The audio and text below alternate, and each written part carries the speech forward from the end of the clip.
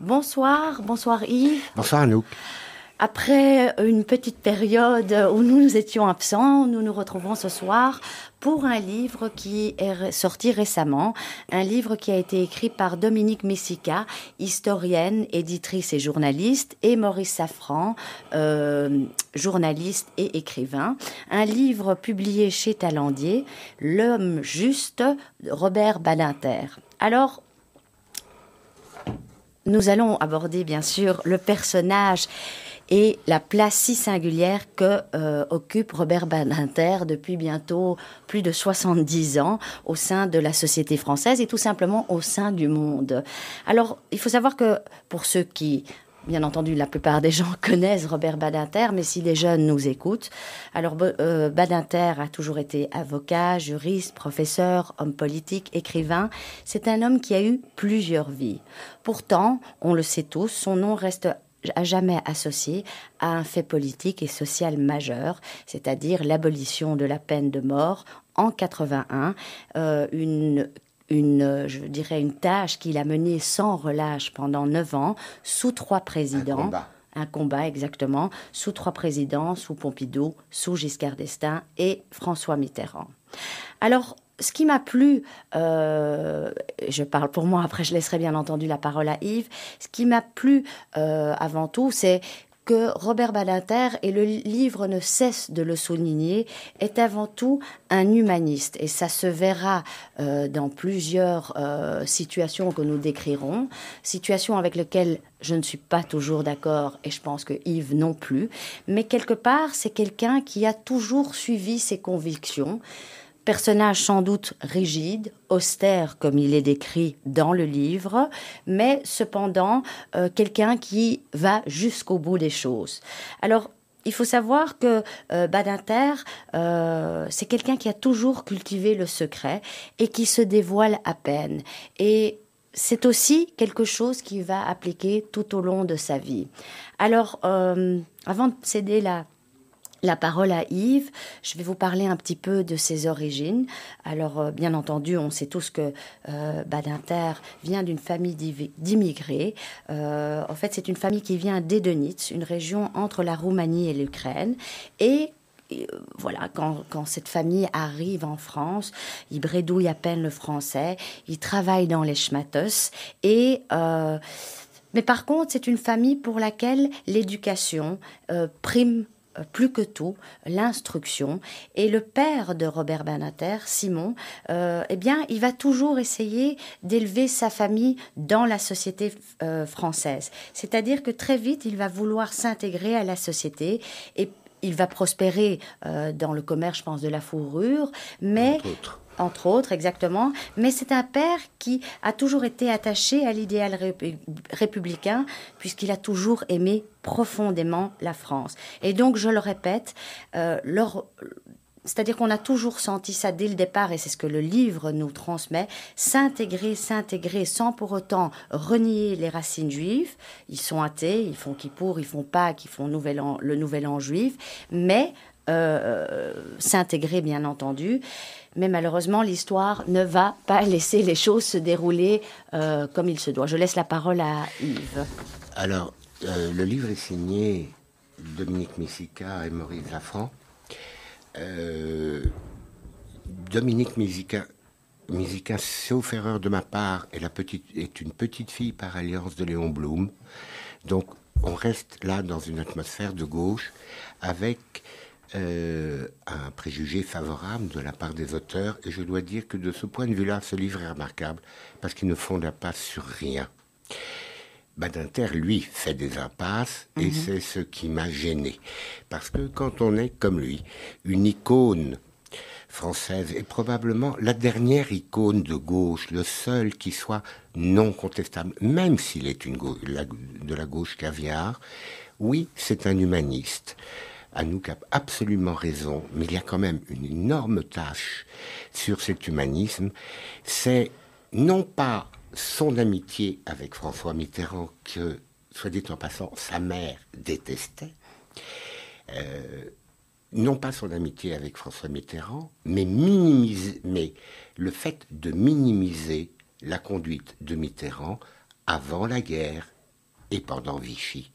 Ça n'est pas, je dirais à l'extrême limite, vous me pardonnerez, mais je dirais que je m'en fous que Mitterrand soit l'ami de Touvier. C'est pas la question. Il est fidèle à des amitiés d'adolescence, de jeunesse. Après Attends, tout, je t'interromps juste aussi une petite seconde. C'est que à l'époque aussi, on attachait peu d'importance à toutes ces questions-là.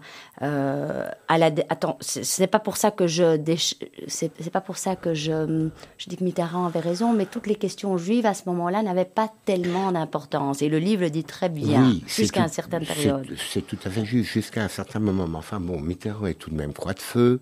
Il suit le colonel de la Roque. Et il n'est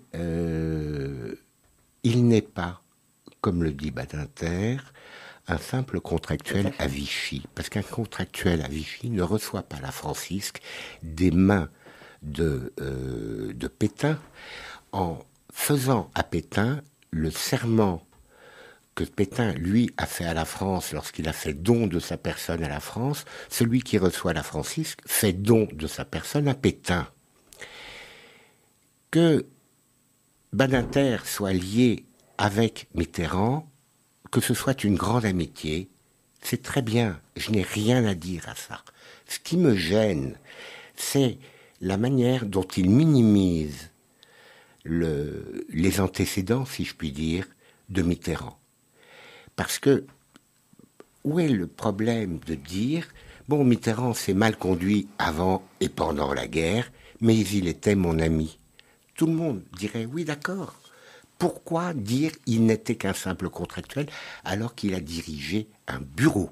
Et puis qu'il était aussi un des dirigeants de la rafle du Veldiv. Il a joué un rôle... Non, Bousquet a joué un rôle important là-dedans. Oui. Et puis, il ne faut pas oublier non plus ce qu'on n'a pas précisé, c'est que Mitterrand, chaque année, déposait gracieusement une gerbe sur la tombe de Pétain, si je me absolument. trompe. Oui, c'est tout à fait juste. Donc, c'est pas étonnant aussi que Badinter se soit fait huer de la sorte lors de la cérémonie de la commémoration du rafle du Veldiv. Je te laisse reprendre la parole, où il était venu déposer... faire un discours. Mitterrand était venu faire un discours, c'est la seule fois. Et aussi déposer des fleurs, je pense. Oui, mais c'est la seule fois où il a fait un discours au cours de ses mandats. Il s'est fait siffler par des rescapés et par apparemment des militants du Bétard. Ok. Il se fait siffler. Et c'est normal qu'il se fasse siffler. D'ailleurs, c'était aussi au cri de Mitterrand à Vichy.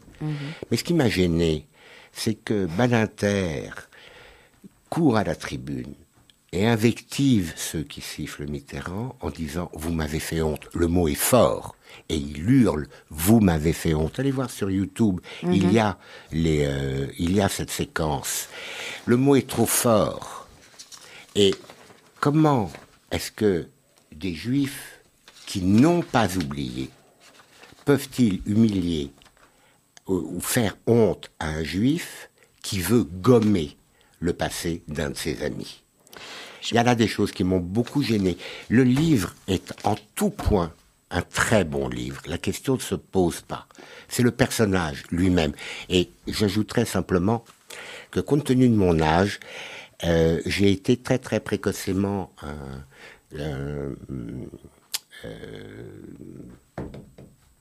j'étais très tôt contre la peine de mort. Je me suis fait casser la gueule par les flics à la sortie du lycée parce que j'allais manifester contre la peine de mort à un moment où la France était à 90-94% pour la peine de mort. Tout à fait. Sous Pompidou. Il faut rappeler aussi que la France était un des derniers pays, parce que la France traînait encore dans des guerres comme la guerre d'Algérie, donc a été un des derniers pays à abolir la peine de mort, absolument. Ce qui a souvent causé un problème par rapport au transfert de pays où la peine de mort n'avait plus lieu, pour les faire transférer en France, eh bien, c'était tout simplement pas possible. Et pour un pays aussi cultivé, je dirais, que la France, c'est sûr qu'à un certain moment, le bas blesse. Je suis d'accord avec tout ce que tu dis. Le livre, les écrivains disent aussi Et je trouve qu'ils n'ont pas tort. Badinter est peut-être un personnage incapable de transiger avec ses convictions fortes. C'est vrai que c'est un jusqu'au-boutiste, c'est un homme d'une austérité, et on le voit quand il décrive à un certain moment son association avec... lorsqu'il va défendre à un certain moment dans l'affaire... Buffet de Bontemps. Exactement, il va s'associer avec le maire, mais avant ça, il était associé avec Jean-Denis Bredin, qui n'a pas voulu reprendre l'affaire. Très, très, très savoureux monsieur Jean-Denis Bredin. Et c'est ce qu'ils disent dans le livre aussi. Il dit qu'il était beaucoup plus charmant, il était beaucoup plus courtois. Et je pense que justement, c'est ce duo-là qui a fait qu'ils sont devenus très vite le cabinet tout couru de Paris, où ils ont eu très, très rapidement des clients très importants. Maintenant,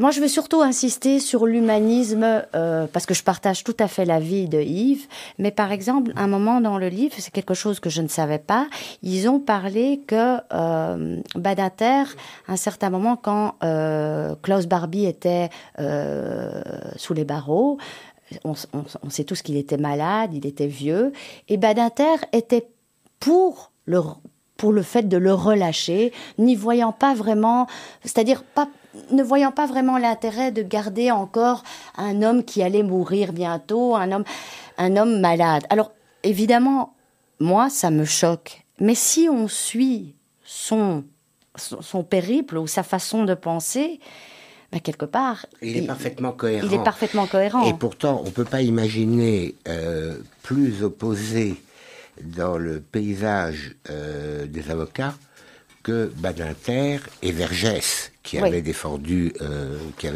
Barbie. Anouk a absolument raison. Il est très rigoureux. C'est la façon la plus gentille de dire qu'il est notablement rigide. Notablement rigide, exactement. Mais le personnage par lui-même c'est un homme de courage. Mm-hmm. C'est un homme qui a des convictions, et des convictions extrêmement fortes, et qui va les mener tous les combats nécessaires et aller jusqu'au bout de ces combats pour essayer d'obtenir ce qu'il veut. Il s'est battu pendant 3 septennats, si mes souvenirs sont bons, contre la peine de mort, avant que son copain Mitterrand ne lui donne le ministère de la Justice qui lui a permis de faire abolir la peine de mort. Le discours qu'il prononce à l'ouverture de la session de l'Assemblée nationale est un très beau discours. Qui est repris dans le livre, d'ailleurs. Qui est repris dans le livre. Et puis, pour ceux que ça intéresse, il y a un très, très joli petit livre de Badinter lui-même, qui est, je crois, le premier livre qu'il a écrit et qui s'appelle L'exécution. Oui, tout à fait. Dans lequel il raconte la défense de Bontemps, puisque lui, dans le procès Buffet-Bontemps, était le défenseur de Bontemps. Donc, c'est un homme courageux, c'est un homme discret, c'est un homme extrêmement secret. Mm-hmm. On ne sait de lui finalement que très peu de choses. On connaît sa femme Élisabeth, tout le monde la connaît, ne serait-ce que parce qu'elle écrit. On sait qu'il a 3 enfants, on ne sait pas ce que font ou sont ces 3 enfants. Il ne parle pas de sa vie personnelle, il accorde tout de même aux auteurs qu'il appartient à la gauche caviar, mais en même temps, l'austérité qui est la sienne fait que, aussi fortuné soit-il dans tous les sens du terme, son austérité le rattache moins à la gauche caviar que bien d'autres que nous connaissons. Ce qu'il y a, c'est surtout un homme de courage, parce qu'à l'époque, il y avait quand même 90% de Français qui souhaitaient la condamnation à mort de Patrick Henry, et avant de Bontemps et Buffet. Je veux dire, il fallait quand même porter tout ça sur lui. Encore un exemple d'humanisme, c'est par exemple quand il a décidé de rénover finalement l'institution carcérale. Il s'est dit, bien sûr, il ne peut pas y avoir de prison heureuse, on ne peut pas échapper à la prison quand le sort est joué, mais il pense que c'est possible d'avoir une prison ni inhumaine, ni infantilisante, et quelque part... il a ordonné le démantèlement des quartiers de haute sécurité, ces prisons, ces petites prisons dans les prisons. Il y aura même une révolte lorsqu'il mettra en place les parloirs libres, c'est-à-dire lorsqu'il va enlever finalement, c'est-à-dire qu'il n'y aura plus de séparation entre le visiteur et le prisonnier. Les syndicats vont s'opposer à lui, mais toujours, c'est cet humanisme-là qui le guide et qui peut-être aussi le rend tout autant rigide. Alors, il y a un exemple que je trouve, parce qu'il faut savoir aussi que son maître à penser est celui qui quelque part l'a formé, c'est Henri Torres, qui était un prestigieux avocat et qui cherchait un collaborateur, qui avait lui-même perdu un fils. Et il y a une relation filiale entre les deux, puisque ça a été un véritable coup de foudre. Et le livre reprend quelques phrases qui finalement, quand on les lit, on comprend très bien qu'elles ont finalement dirigé la vie ou la pensée de Badinter et à quel point Thorez a joué un rôle important justement dans sa formation. Je reprends quelques phrases. Il lui dit: tu défends un homme qui a tué, qui a volé, parce que c'est un homme d'abord. Il lui enseigne le courage, la règle d'or, de ne jamais céder, de ne pas montrer ses faiblesses. Et il lui dit: être avocat, ce n'est pas défendre un innocent, c'est montrer que sa culpabilité n'est pas établie. Peu importe finalement qui il défend. Il reste, c'est-à-dire qu'il n'embrasse pas la cause de la personne qu'il défend, il défend l'homme en tant que tel, sans pour autant embrasser la cause du condamné. Et d'ailleurs, il y a quelque chose de très touchant, c'est que quand il va, parce que finalement, Patrick Henry, qui lui était coupable du rapt et du meurtre du petit garçon, Bontemps, on a finalement, ou Bontemps, je ne sais pas comment, voilà, pardon, on n'a jamais su finalement. Non, il n'était pas. Mais sans doute, il n'était pas coupable, il n'avait pas tué les 2 otages qui avaient été pris par Buffet et lui-même.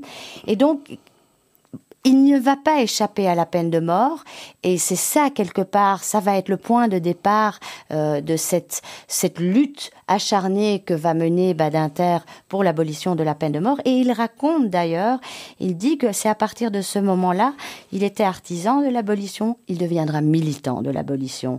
Et juste avant l'exécution, il va étreigner Bontemps, et il dira d'ailleurs, quand tout est perdu, un avocat est un homme qui aide un autre homme à mourir. Donc, peu importe finalement le rôle que ce personnage a joué, c'est avant tout, il défend son client. C'est comme ça que je dirais. Il défend un homme, exactement. Tu as absolument raison. Il défend un homme. C'est une notion qui court tout au long du livre quand on parle de son action, aussi bien en tant qu'avocat que de garde des Sceaux. Il ne minimise pas la portée des actes.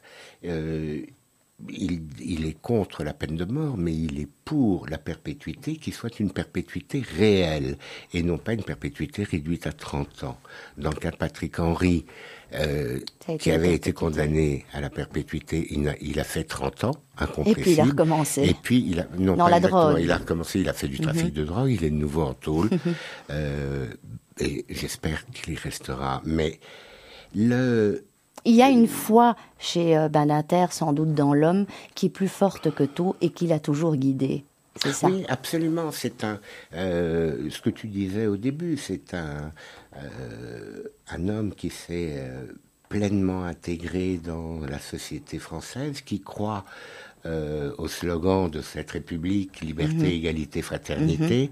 C'est un beau programme publicitaire pour une société qui part à volo. Mais il y croit dur comme fer. Il a des amitiés, et ces amitiés, il y croit aussi, et il les défend contre vents et marées. D'où l'épisode insupportable du Veldiv, insupportable de sa part du Veldiv.